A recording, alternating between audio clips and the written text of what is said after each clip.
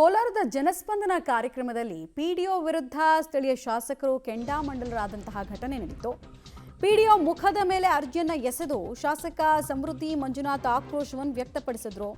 78 ಅರ್ಜಿಗಳ ಪೈಕಿ 56 ಅರ್ಜಿ ಪಿಡಿಒ ಕಾರ್ಯವೈಖರಿ ಬಗ್ಗೆನೇ ದೂರಿತ್ತು. 56 ಅರ್ಜಿಯಲ್ಲಿ ಪಿಡಿಒ ಕರೆಕ್ಟಾಗಿ ಕೆಲಸ ಮಾಡ್ತಿಲ್ಲ, ಹಿಂಗೆ ಮಾಡಿದ್ದಾರೆ ಹಂಗೆ ಮಾಡಿದ್ದಾರೆ ಅಂತ ದೂರಿತ್ತಂತ. 56 ಆಲ್ಮೋಸ್ಟ್ 80% ಕಂಪ್ಲೇಂಟು.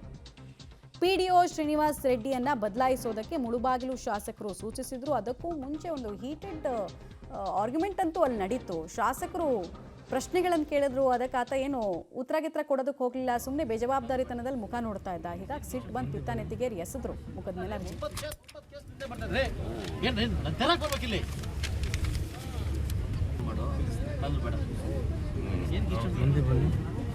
ಅಲ್ಲ ರೀ 9 ಕೇಸ್ ನಿಂದೆ ಮಾಡ್ತಾರೆ ಏನ್ರಿ ನನ್ನ ತೆರಕ್ ಬರ್ಬೇಕಿಲ್ಲಿ.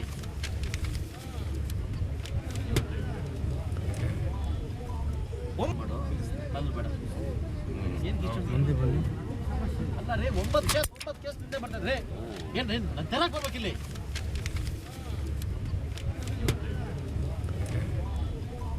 ಒಮ್ಮತ್ತು ಮಾಡು ಅಲ್ಲಿ ಬೇಡ ಅಲ್ಲ ರೀ 9 ಕೇಸ್ ನಿಂದೆ ಮಾಡ್ತಾರೆ ಏನ್ರಿ ನನ್ನ ತೆರಕ್ ಬರ್ಬೇಕಿಲ್ಲಿ.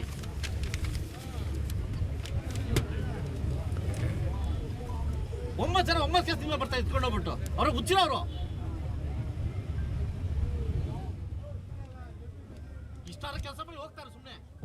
ಪಿತ್ತ ನೆತ್ತಿಗೇರಿಸ್ಕೊಂಡಂತಹ ಶಾಸಕರು ಬೈತಾ ಇರುವಂತಹ ರೀತಿಯನ್ನು ಗಮನಿಸ್ತಾ ಇದ್ದೀರಿ. ಜೊತೆಗೆ ಅರ್ಜಿಗಳೆಲ್ಲ ಬಂದಿದ್ವಲ್ಲ, ಅರ್ಜಿ ದೂರು ಎಲ್ಲವನ್ನ ಪಿಡಿಒ ಮುಖಕ್ಕೆ ಎಸೆದು ಆಕ್ರೋಶವನ್ನು ವ್ಯಕ್ತಪಡಿಸಿದ್ರು. ಜೊತೆಗೆ ಇಮಿಡಿಯೇಟ್ ಆಗಿ ಈ ವ್ಯಕ್ತಿಯನ್ನು ಟ್ರಾನ್ಸ್ಫರ್ ಮಾಡಬೇಕು, ಕೆಲಸ ಮಾಡ್ತಾ ಇಲ್ಲ, ಸರಿಯಾಗಿ ಜನರಿಗೆ ಸ್ಪಂದಿಸ್ತಾ ಇಲ್ಲ ಅಂತ ಕೂಡ ಹೇಳಿದ್ರು. ಅದೆಲ್ಲದರ ಪೈಕಿ ಒಂದು ಕಂಪ್ಲೇಂಟು ತೀರಾ ಆಶ್ಚರ್ಯ ಅಂತ ಅನಿಸಿದ್ದು ಈ ಪಿಡಿಒ ಮೇಲೆ ಬಂದಿರೋದು. ದೇವಸ್ಥಾನದ ಎದುರು ಮಟನ್ ಅಂಗಡಿ ಓಪನ್ ಮಾಡೋದಕ್ಕೆ ಈ ವ್ಯಕ್ತಿ ಪರ್ಮಿಷನ್ ಕೊಡಿಸಿದಾನಂತೆ. ಇದು ಹೇಗೆ? ಬೇರೆ ಕಂಪ್ಲೇಂಟ್ಗಳು ಗೊತ್ತಿಲ್ಲ ನಮಗೆ. ಈ ಪಿಡಿಒಗೆ ತಲೆ ಸರಿ ಇದೆಯಾ ಇಲ್ವಾ ಅನ್ನೋ ಪ್ರಶ್ನೆ ಬಂದ್ಬಿಡುತ್ತೆ. ಸಹಜವಾಗಿ ಈ ಎಲ್ಲ ವಿಚಾರಗಳು ಶಾಸಕರ ಕಿವಿಗೂ ಕೂಡ ಬಿದ್ದಿರುತ್ತೆ. ನಮ್ಗೆ ಮ್ಯೂಟ್ ಮಾಡಿ ನೋಡಬೇಕಾದ್ರೆ ಶಾಸಕರು ದರ್ಪ ನೋಡಪ್ಪ ಅಂತ ಅನಿಸುತ್ತೆ. ಬಟ್ ಹಂಗಲ್ಲ. ಅದು ಶಾಸಕರಿಗೆ ಜನ ಅರ್ಜಿಯನ್ನು ಕೊಟ್ಟಿರೋದು, ದೂರಿನ ಅರ್ಜಿ. ಇವ್ರ ವಿರುದ್ಧ ಕ್ರಮ ಕೈಗೊಳ್ಳಿ, ಇವ್ರನ್ನ ದಯವಿಟ್ಟು ಟ್ರಾನ್ಸ್ಫರ್ ಮಾಡಿ ಅಂತ ಕೇಳಿರೋದು.